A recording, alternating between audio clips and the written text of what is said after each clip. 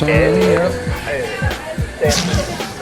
Mike's Daily Podcast. Sing some more, Ken.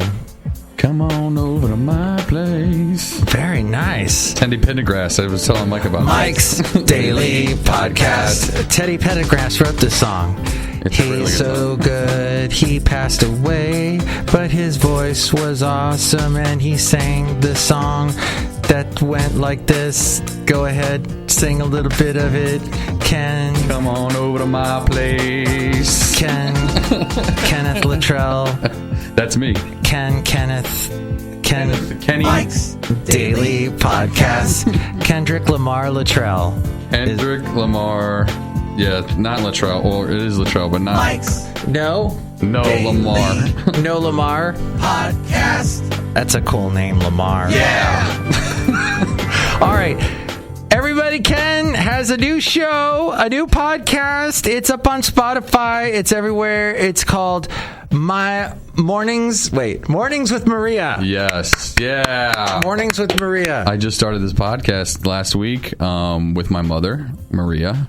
And we do, it was like about a 25-minute show. I think that's where we're going to keep it at. But yeah, we're on Spotify, we're on Apple, we're on Google Podcasts, so check us out. It's pretty fun. Awesome. Yeah, so it's a fun show. We talk about daily topics, and my mother gives stories about, daily adventures in her life, so it's always interesting. My mother is such a character.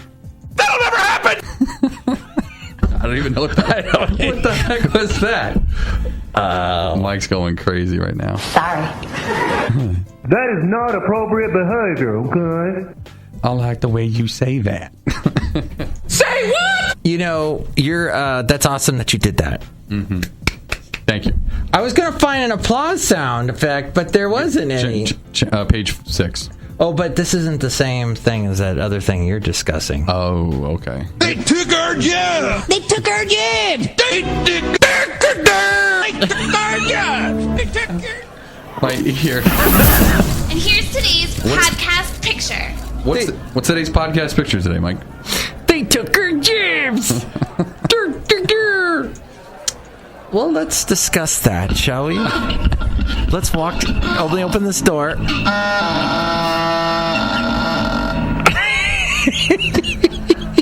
We need to do like a Halloween version where that's the...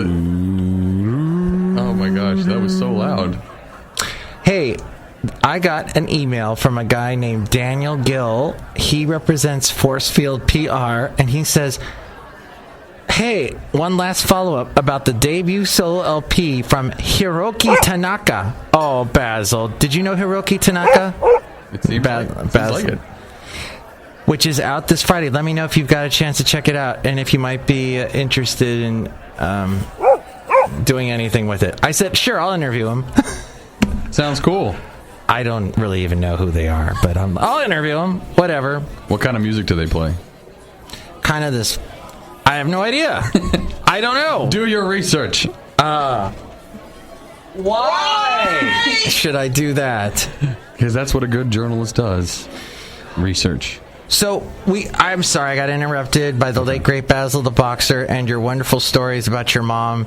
How did she enjoy doing the first podcast? Well, when we started off the show, when you listened to the first episode, she didn't even realize I was recording. Oh! Yes, so I just kind of sprang it on her, and then I was like, oh, we're just going to record a podcast right now. And she's like, oh, okay, and here we go. And then she just told me stories about her daily life and things that she does when she goes to the grocery store and the cricket problem she has in her backyard and things like that.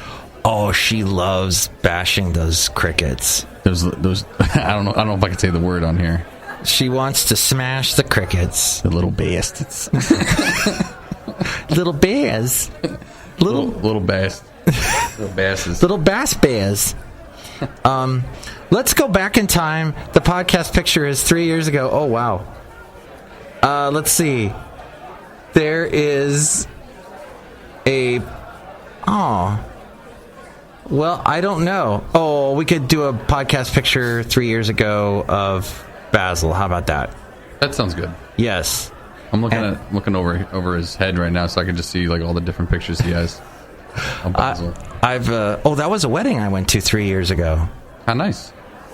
Yes. Oh, that was a very fine wedding. They had... Oh, look at this. What is that? Oh, my gosh. That is a roasted pig. That is a big old ham. That was at the wedding. It was held at the City Hall in San Francisco. Wow. The pig, though, was actually at it was like a restaurant where they taught you how to cook. Really? Well, I guess that's not really a restaurant. I mean, it was more of a class that taught you how to cook. And they had a nice patio, and they said to this friend of mine, you can have the patio and do your reception here. That's awesome. So it's funny because when I see that pig, I've actually seen one of those up close as well and had like giant full roast pig because one of my friends' dad is like a master griller, and he had like the whole pit where you have like the two things on the end and it's turning the pig, and it was the most delicious thing. Sorry to all you vegans out there, but it was the most delicious thing I've had like out of that. It was great. Excellent. All right, so I'll have a podcast picture with Basil and me not eating the pig, but that was what a time. Have you ever done it yourself? Roasted a pig? No, I still want to get to the point where I want to build my way up. I feel like there's levels to that. You know what I mean? So like I want to get like a smoker and do brisket and ribs and start there. Like right now I'm pretty good. I can grill mainly, a lot of different things. Like I just made pulled pork yesterday in my oven, but I need to get a smoker and then get a fire pit, and then I'll get to the roast pig, and then I'll invite you over and we can share it. Oh, that'll be great. All right, what is your pulled pork recipe? Okay, so I have different kinds, but basically it consists of because it's a dry rub, so it's paprika, cumin, brown sugar. You need brown sugar. Oh snap! Yeah, oh snap is right. And I tell you what, man. I tell you what. You put a couple of you put at least one beer in the pan, or the pot rather, and you put it in the oven for like 4 hours. We're walking outside as we go outside cafe anyway. Oh, they're cooking pig out here right now. Oh, that's awesome. It smells delicious here in Podcastro Valley, the last place on earth. Excellent. Look at you. That's right. But it's good to do it. You have to do the rub 24 hours beforehand, and then you wrap it in saran wrap. And it's like a baby. Like you have to. That's like a baby. You have to kind of like massage it in those little crevices. Wrap it in saran wrap real tight so it can kind of hold itself. And then you just cook that sucker for 4 hours, man. That's what you need is time.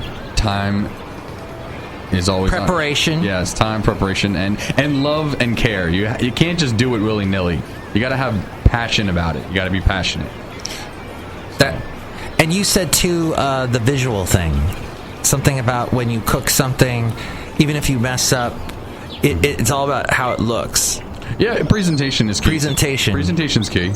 You don't want it to look bad. I mean, you want it to look good. I used to watch the show all the time. What's that one with Allen? Is it Ted Allen? You have to cook really fast. It's in a basket. And chopped, yes, chopped. And they would make something, and then they would, with the ingredients they gave them, and maybe halfway through, they have like 10 seconds to make something. Right. Halfway through, they go, this didn't work out the way I planned. I'm going to call this something else. And the way, when they presented it, it was all in what they named it. Well, this is a ham dipped with nothing into salt, salt. With some like cranberry thing on there. And see, the way you just described that made me want to eat whatever it was you just made. See, that's all it is. If the cook can eloquently put it out, what the words, like how you would see it on the menu. With a remoulade, whatever type of sauce. Yeah. Like, see, I'd eat that too, whatever that was you just I don't even know how to make that, but I just know people like to use that. Pepper jelly. Why is pepper jelly in everything? Like, well, not in everything, but like they try to use it in certain little dishes. Pepper jelly. Pepper jelly. I think I've had that. Yeah. So everybody's excited about that. But you know what you need? You need salt and butter. That's all you need. Yeah. That's all you need. Salt and butter. There's that show on Netflix. It's like salt, fat, acid. Something like that. I started watching that. I want to finish that up. Pretty good. As I told you, I watched the Quincy Jones documentary. Yes, you did. It's very good. I think you'll like it. I mean, as a music fan, I'm definitely into that. That guy eats. The fact that Quincy Jones is alive blows my mind. He's still alive? I thought he passed. Oh, no, wow. I think he's still alive. I don't know. I could have sworn he passed. Well, he had, let's say, in the 70s, he had a brain aneurysm, which they removed. Really?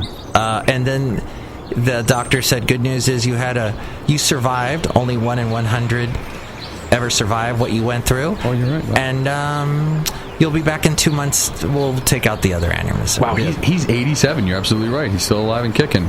And I couldn't believe when I heard the one song I have heard since I was a kid when I was 10 years old. I don't know the name of his song, but it's the Austin Powers theme song. Yeah. Which, if you listen to that, and if you forget about Austin Powers and all that had to do, if you hear that song, you go, how the heck did he come up with that? That's crazy. It blew my mind. I was like, he wrote that? I was like, it was like an orchestra. Like he was, and plus he was the head producer for Fresh Prince, and that's right. Yeah, Quincy Entertainment, Jones Entertainment, something like that. Right. Yeah. At the end of every episode, that's how you knew it was Quincy Jones. It was amazing. I think he also had a hand in Mad TV. No. Too. Really? I had heard that. I don't know. Well, he has so many interesting nuggets of wisdom that he talks about, and creativity, but I'm thinking I saw the other day. Just the day before that, I watched the one on David Foster, who's also a music producer and knows Quincy, and Quincy actually shows up in his documentary too.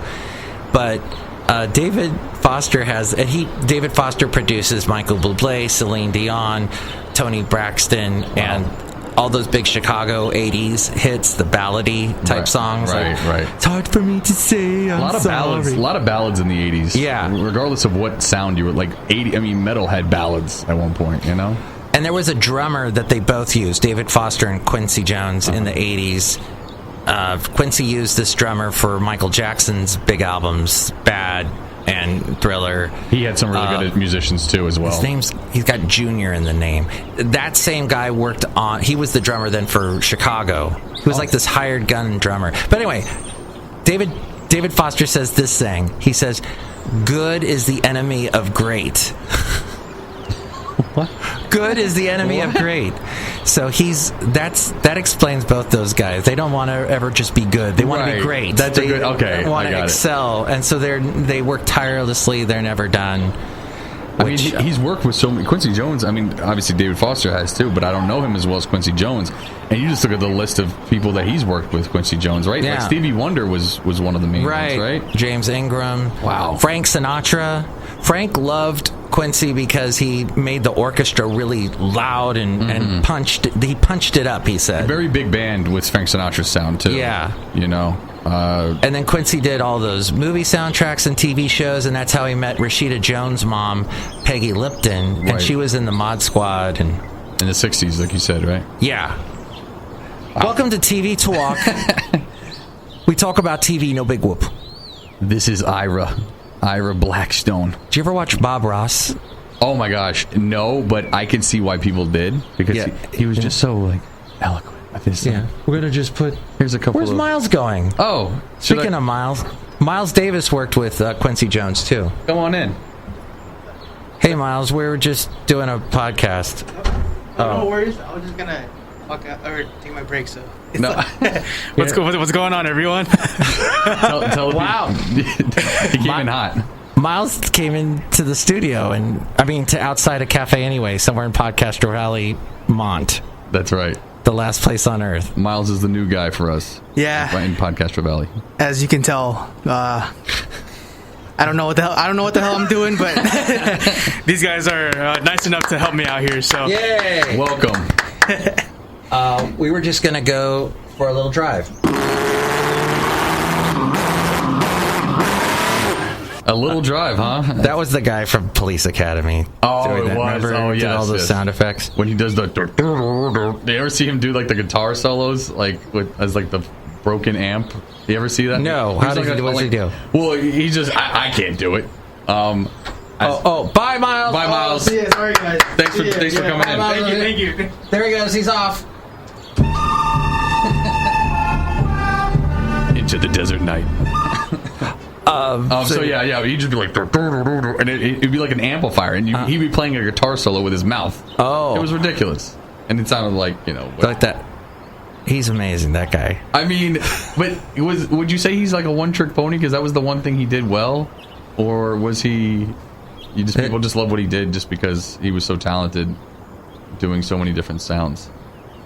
He, I think, spoke to a generation of people that went to see movies in the 80s, and they loved Police Academy, and they were getting tired of Steve Guttenberg, and they wanted something else. So, I mean, how good were those movies after the first one? Yeah, I don't know. How many were there? Like 7, 8? I watched the first one. Oh. And that was it. So you're not an avid Police Academy fan. I get that movie and Revenge of the Nerds mixed up. They came out at about the same time. Oh, that's a great movie, though. It was all about the underdogs taking over and changing There was things. tons of people in that movie.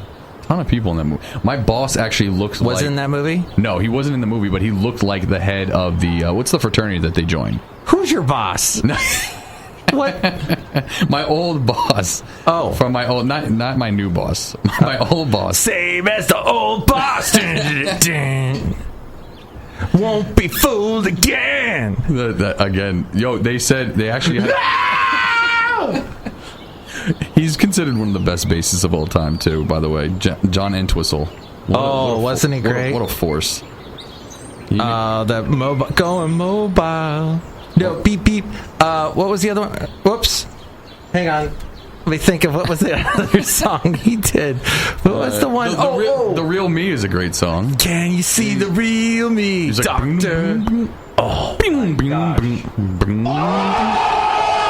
yeah. It's the best. Okay. Let's wrap up the show. There's a couple people here. Hello, Michael Myers. It's Madame Rootabega. And who is this guy? It's Kenneth Cottrell. Wait, Kendrick Lamar. Kenneth Kendrick Lamar Luttrell. Hi. Hello, it's good to meet you. Oh, very nice to meet you. I like your accent. Thank you. You're from Germany? I don't know. Oh, okay. I'm from everywhere. I was born in a little basket, and I was put by a river. Oh, no, that was Moses. Oh, that's true. Johnny Cash was from everywhere. That's right. I've been everywhere, man. I've been everywhere, man. Did you date Johnny Cash? Yes. Did you date Kendrick Lamar? Yes. Did you date... No. Okay. That answers that question. Look who else is here. Hello there, Mike. This is Valentino, the parking attendant. It is Bison Bentley. Do it! Hey, Mike, I've wanted to meet Kenneth Cottrell Lamar, the Kendrick Lamar Luttrell Day. Yeah! Kenneth Cottrell Lamar. Do it! What's going on, Valentino? I'm doing pretty good there. Hey, you like all this hair on my chest?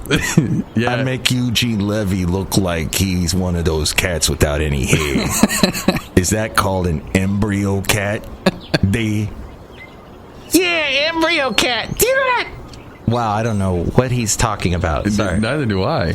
You can see a picture of Valentino, the parking attendant, at MikesDailyPodcast.com. I did a drawing of him, and the way you described him is completely wrong, because this is what he looks like. Wait. Hold on, I can't see. It takes 20 minutes for this computer to load. There, that's what he looks like. Oh, it kind of, almost. Well, the sharp nose, I didn't expect a sharp nose. The sharp nose. Yeah, my nose is sharp, like a carrot sticking out of a pumpkin. He turned into Bison Bentley. What? Yeah, at the end there. I don't know how that happened there. Sorry, Bison. It's all right. Okay. All right. That's great. Thank you for being on the show. What would you like to plug again? Your show? Do you want to plug it? Yes, again, Mornings with Maria. It stars me, Ken Luttrell, and my mother, Maria Luttrell. And you can find us on Spotify, Apple, iTunes, and Google Podcasts. And I think there are a couple more, but those are the main three. Which Google Podcasts? I deleted that off of my phone. It does not work anymore. Just go to Spotify. I found Spotify way easier. Not to plug Spotify, but I just did. Yeah, it is easier, I would say. They just got to get their stuff together, Google's. It's user friendly. Google's anything except for their docs and their. Yeah, that's about it. And they had their Google Music. See, I'm giving them a plug, now I'm giving them a slug. The Google Music is gone, and it's now YouTube Music. And I'm like, I don't want my videos mixing with my music. What the... I like to watch the defunct land and the yesterworld. Yesterworld. I almost said yesteryear. I know. That's welcome to the old radio 1920s. And Jack Benny. Rochester... It's a yesteryear. It's a radio show. That's wonderful. Old-time radio shows. That sounds so legit the way you did that. I'm proud of you. I'm too legit to quit. Okay, now you just kind of ruined it. No, sorry. It's okay. Well, wait, I got to replay that again. Yeah, no kidding. Okay, there. I just had to throw that in. All right, thank you so much, Ken. You were an awesome guest. And my pleasure. Anytime. Listen to his show. And for more, you can call 336-MM-DAILY. And give us your opinion. 3 + 3 = 6. MM as in Mike Matthews Daily, as in what this podcast is every single day. Every day.